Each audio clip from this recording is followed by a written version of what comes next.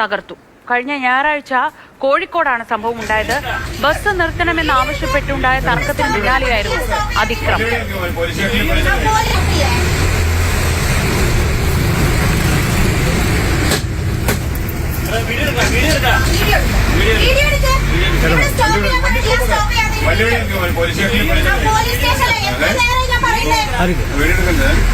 എന്ത് പണിയാണ് ചങ്ങായിമാരങ്ങൾ കാണിച്ചത്?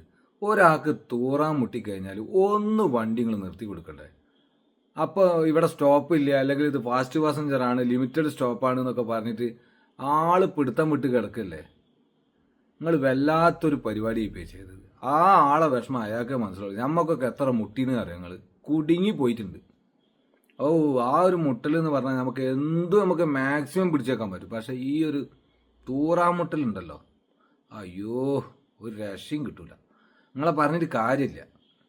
എനിക്ക് തോന്നണ എന്താ പറയുക, മാങ്കാവ് എത്തിക്കഴിഞ്ഞാൽ ലുലുവിൻ്റെ അവിടെ ചവിട്ടി കൊടുത്താൽ ലുലുവിൻ്റെ ഉള്ളിൽ പോയാൽ ക്ലാസ് ബാത്റൂം ഉണ്ട്, വിശദമായിട്ട് തൂറാൻ പറ്റും.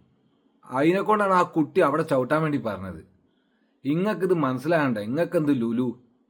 അവരൊക്കെ പറഞ്ഞാൽ അങ്ങനത്തെ ക്ലാസ് ബാത്റൂമിൽ തൂറി പരിചയമുള്ള ആൾക്കാരാണ്. അപ്പോൾ ഓൾക്ക് അവിടെ തന്നെ പോകണോ? നിങ്ങളൊന്ന് ചവിട്ടി കൊടുത്താൽ ഈ പ്രശ്നം ഉണ്ടാവുകയോ?